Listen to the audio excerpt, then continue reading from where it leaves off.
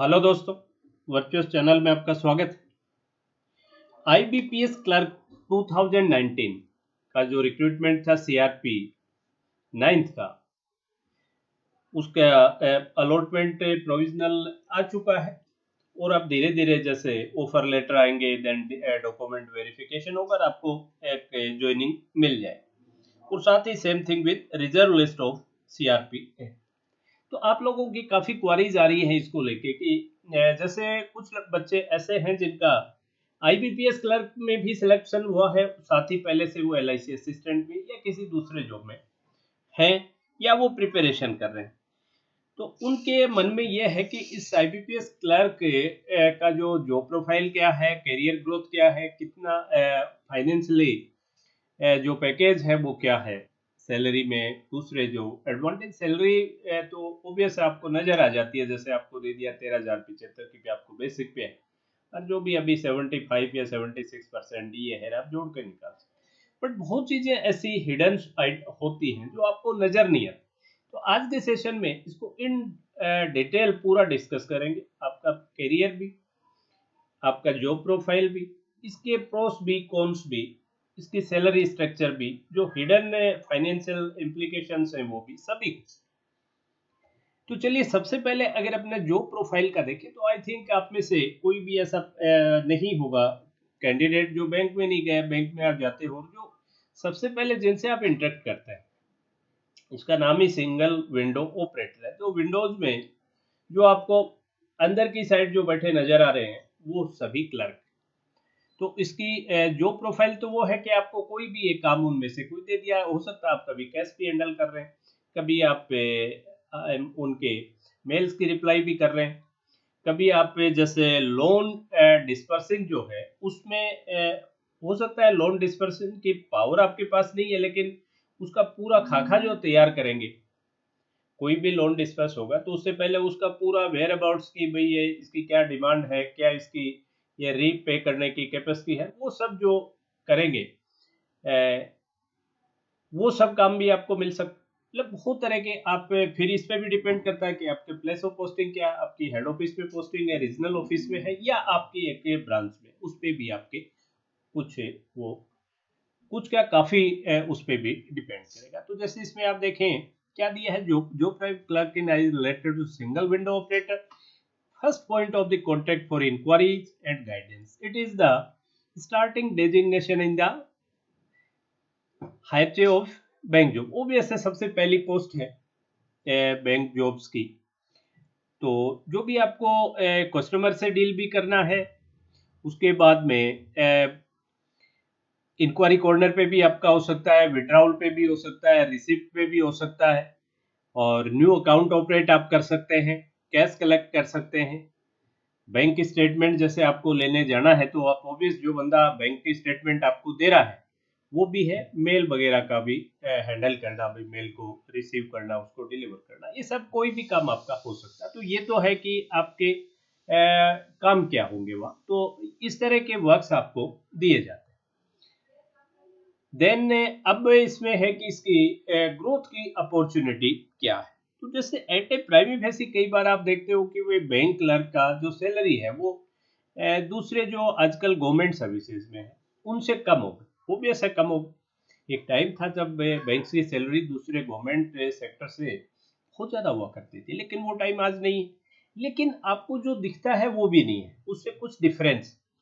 आप अगर प्रमोशन जो ग्रोथ है, अगर कोई सिंसियर बच्चा है और उसने बैंक में एज ए क्लर्क ज्वाइन किया है, वो सिंसियरली वर्क कर रहा है, जो दूसरी एग्जाम से जो इंटरनल एग्जाम्स प्रमोशन के लिए हैं जब भी वो एलिजिबल हुआ उसमें भी अपियर हो रहा है, साथ ही जो कैब और जेब आई थिंक जो भी आप बैंकिंग एस्पिरेंट है और आपका सिलेक्शन हो चुका है एज ए क्लर्क, तो मैं मान के चलता हूँ कि कैब क्या है जेब क्या है इसको बताने की जरूरत आपको नहीं होनी चाहिए। वो भी जैसे आपने क्लियर कर ली, बहुत बड़ा इशू भी नहीं है उसको क्लियर करना, थोड़ा सा सिंसियर बच्चा कर लेता है। तो उसके बाद हो सकता है आपने एज ए क्लर्क ज्वाइन करके और आप जब रिटायर्ड हुए उस वक्त आप एजीएम तक चले जाए, ये पॉसिबिलिटी दूसरे गवर्नमेंट सर्विसेज में ना के बराबर है, नहीं है, यही मान लीजिए आपकी पॉसिबिलिटी है ना के बराबर। यहाँ आपको जैसे भले ही आपने एंट्री एज ए क्लर्क ली है, लेकिन पीओ की रेस में आप वो जल्दी आ सकते हैं, हो सकता है 3 साल बाद ही आ जाए।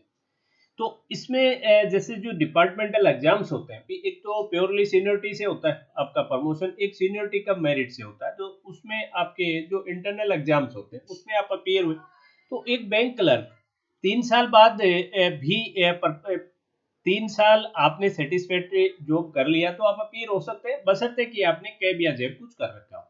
अगर ये नहीं कर रखा तो आई थिंक ये 3 वाला जो है ये 5 साल हो जाता है, 5 साल बाद आपका इंटाइटलमेंट होता है। तो जैसे कैब और जेब किसी ने कर ली वहाँ इंटर होने के बाद में, तो वो 3 साल बाद उसने एग्जाम दिया और उसमें क्रैक कर गया, तो 3 साल बाद आप इस क्लर्क से जंप लेके पीओ पे चले गए, और फिर आप उसी स्ट्रीम में हो जिसमें दूसरे जो एज ए पीओ गए उसी स्ट्रीम में आप हो, तो फिर तो आपके ऊपर है, काफी कुछ आगे आप कर ही लोगे ना। मतलब एक तरह से आपने 3 साल लेग किया पीओ और क्लर्क से। अगर आप 3 साल बाद, सब नहीं हो पाते, मैं नहीं कह रहा कि जो अपियर हो रहे हैं सभी बन जाएंगे, सब तो बनेंगे नहीं, लिमिटेड पोस्ट होती, लेकिन जो सिंसियर बच्चे हैं उनके लिए अपॉर्चुनिटी डेफिनेटली।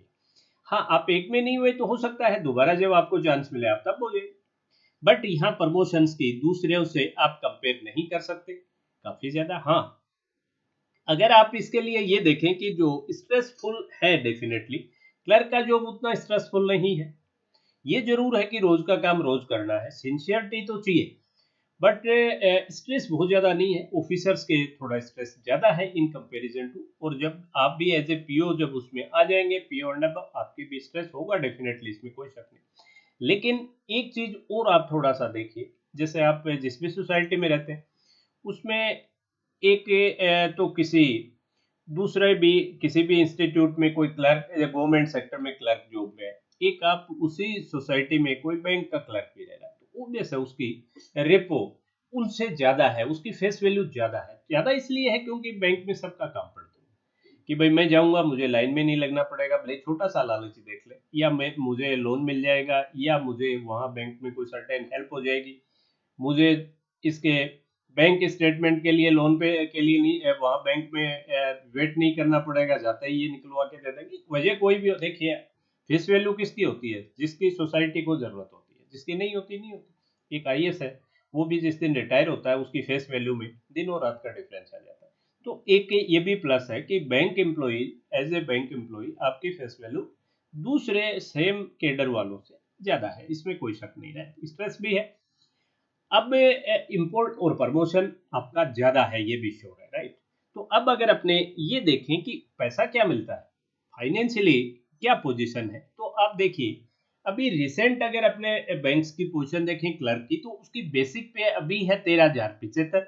अभी आपका ऑफर लेटर भी जैसे अभी अपने चैनल पे भी डाला था, जो बैंक ऑफ महाराष्ट्र ने ऑफर लेटर दिया है उसमें भी क्लियर कट है, नोटिफिकेशन में भी कि 13,075 आपका बेसिक पे है। बेसिक के बाद है डीए। डीए अभी आई थिंक ये 75.9% चल रहा है, क्वार्टरली ये रिवाइज होता रहता है, और मई जून एंड जुलाई के लिए आई थिंक ये इस क्वार्टर के लिए रिवाइज हो चुका, और ये 3.5 या 4% का इसमें एनहेंसमेंट है। तो जो आप ये देख रहे हैं, तो ये करीब करीब अप्रोक्सीमेटली अभी ये 80% के आसपास हो चुका है। वो लगा नहीं होगा लेकिन वो मिल जाएगा आपको मई का भी, जब आप जाएंगे तब 80% ही आपको मिलेगा, तो वो भी थोड़ा बढ़ जाएगा। तो अगर आप देखें 75.9 इस पे 13,000 पे लगा के, तो करीब करीब ये 10,000 रुपए के आसपास की अमाउंट ये जुड़ गई डीए। डीए के बाद एक आपको हाउस रेंट अलाउंस मिलता है। अगर आप वहां पे अगर बैंक की कोई कॉलोनी है तो ऑब्वियस है सबसे पहले आपको वो क्वार्टर देंगे, तो वो तो बहुत ही बढ़िया चीज होगी। अगर वहां नहीं है क्वार्टर कोई अवेलेबल आपके कैडर के लाइक, तो फिर एचआरए देंगे, और ये आपका बेसिक का होता है 7.5, 8.5, 9.5, जो आपका प्लेस ऑफ पोस्टिंग पे इस ये डिपेंड करता है। तो अपने मिनिमम भी लेवे तो भी ये करीब करीब 1,000 रुपए के आसपास आपको ये भी मिल जाता है। फिर एक ट्रांसपोर्ट अलाउंस के नाम से 425 रुपए और 425 रुपए पे। फिर एक ये स्पेशल अलाउंस है, ये स्पेशल अलाउंस जो है ये 7.75% है अभी, ये है 7.75% ऑफ बेसिक।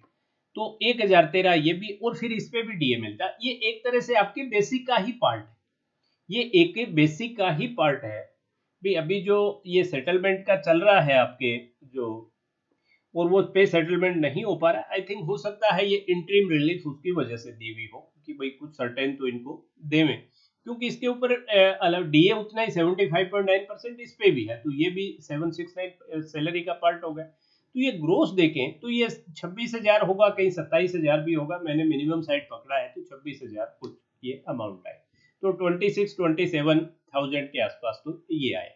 अब इसमें डिडक्शन देखें तो एक तो यूनियन मेंबरशिप के 100 रुपए कटते हैं महीने के, राइट, और दूसरा है न्यू पेंशन स्कीम आजकल जो है उस फंड के लिए 10% ऑफ बेसिक प्लस डीए ये कटता है आपका।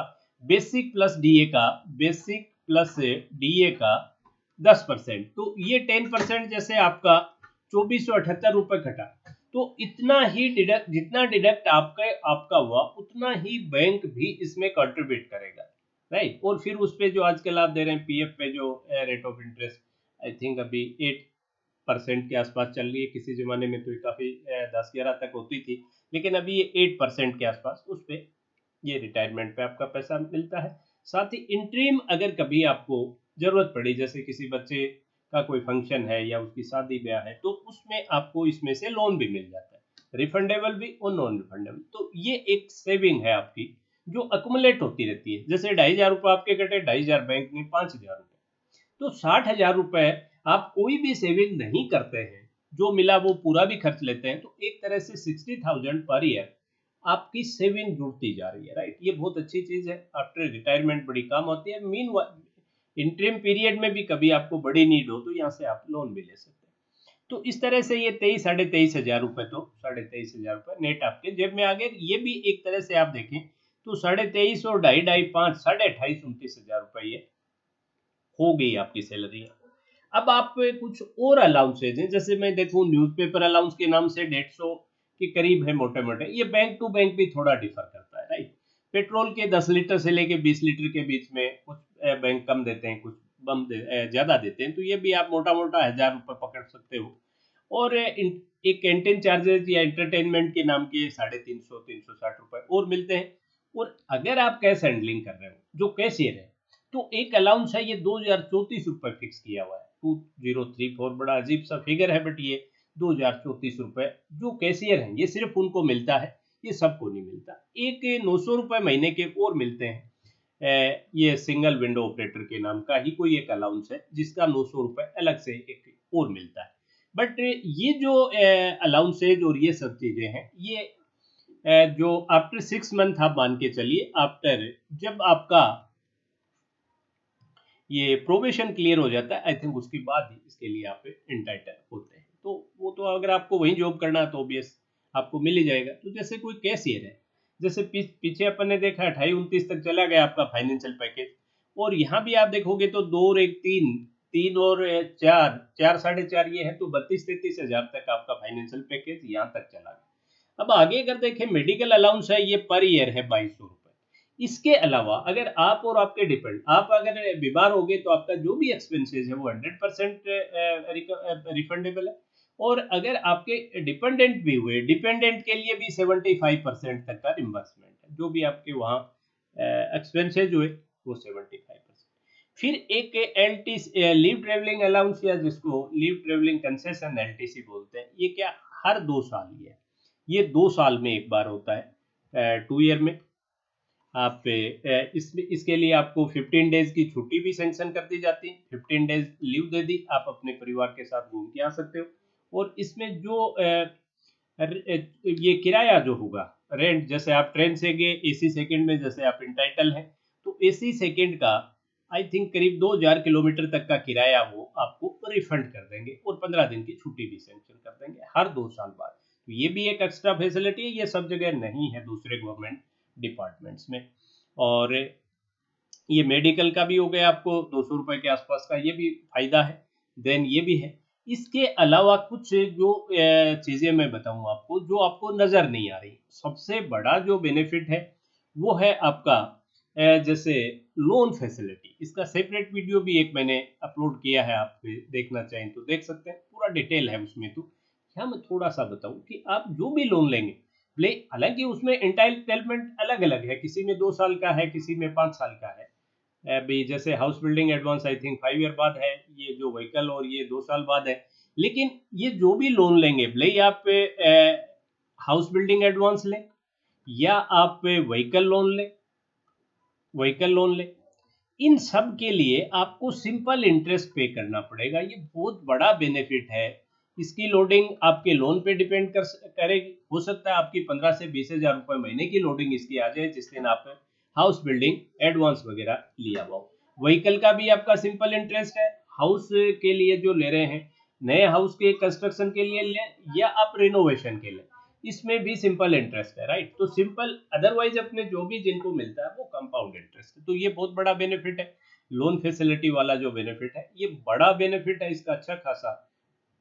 अगर जब आप ले लेते हैं तो आप मान के चलिए कि आप जो 30-32 हज़ार काउंट कर रहे हैं वो 50,000 के आसपास का फाइनेंशियल आपका वो पैकेज इसका बन जाता है। इसके अलावा हर 3 साल में, एवरी 3 ईयर, आपको फर्नीचर के नाम का, वो बैंक टू बैंक डिफर करता है, फर्नीचर के नाम का कुछ पैसा मिलता है, लैपटॉप के नाम का पैसा मिलता है आपका, आई थिंक मोबाइल वगैरह का भी देते होंगे, और फिर इनकी मेंटेनेंस के नाम का भी मिलता है। मेंटेनेंस ये ईयरली मिलता है, ईयरली मेंटेनेंस का भी इनका पैसा मिलता है, और नया परचेज करने के लिए भी इनके लिए पैसा आपको मिलता है जो फ्री है, बिल्कुल राइट। तो आप इन सब चीज़ों को देखें, मतलब आप सिर्फ ये नहीं देखें कि बैंक में स्ट्रेस है ओबियस है, और फॉर्चुनेटली अगर बैंकिंग सेक्टर की पोजीशन थोड़ी सी अच्छी हो जाती है तो एक चीज, जैसे ही ये जो पे सेटलमेंट चल रहा है, तो ये मान के चलिए कि आपका कम से कम भी आप मानेंगे तो 3 to 4 thousand पर मंथ का आपको और फायदा डेफिनेटली होगा।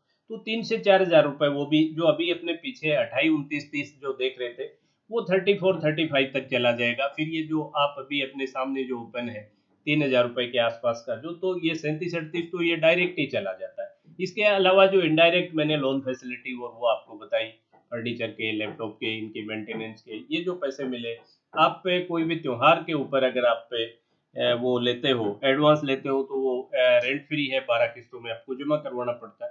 तो काफ़ी फैसिलिटीज़ है, ऐसा नहीं है। तो आप इसको बिल्कुल, अगर आपके पास ऑप्शन हैं, देखिए अगर ऑप्शन है तो एक अलग बात है, और आप फिर इस पे भी डिपेंड करता है कि आपको करियर इंपॉर्टेंट है या आपको स्ट्रेस फ्री लाइफ इंपॉर्टेंट, वो आपकी प्रायोरिटीज हैं देन। तो अगर आपका प्लेस ऑफ पोस्टिंग भी ठीक है और आप सिंसियरली वर्क करना चाहते हैं और आपको अच्छा करियर भी चाहिए, तो बैंक एक अच्छा ऑप्शन है, इसमें कोई शक नहीं।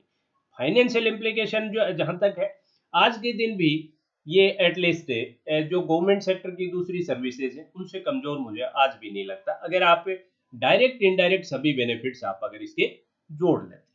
तो ये एक छोटा सा सेशन था जिसमें मैंने कोशिश की कि आपको सब चीज़ें, आपके इसके प्रोफेशन से लेके कि क्या किस तरह का ये वर्क है, कैसा आपको काम करना पड़ता है, क्या प्रोफाइल है, क्या इस करियर ग्रोथ की पॉसिबिलिटी है, करियर की आगे जाने की, देन क्या क्या इसमें पैसा आपको मिलता है। आप सिर्फ पे स्लिप पे मत जाइए। आप सैलरी स्लिप पे अगर जाएंगे तो डेफिनेटली आपको लगेगा कम, बट सैलरी स्लिप पे ही मत जाइए। इसके अलावा बहुत हिडन ऐसे आइटम्स हैं जो आपको मिल रहे हैं, जो दूसरी जगह नहीं मिल रहे, राइट। तो आई थिंक आप लोगों के मन में जो भी क्वारी थी वो रिजॉल्व हुई होंगी। That's all for today session. Have a great day.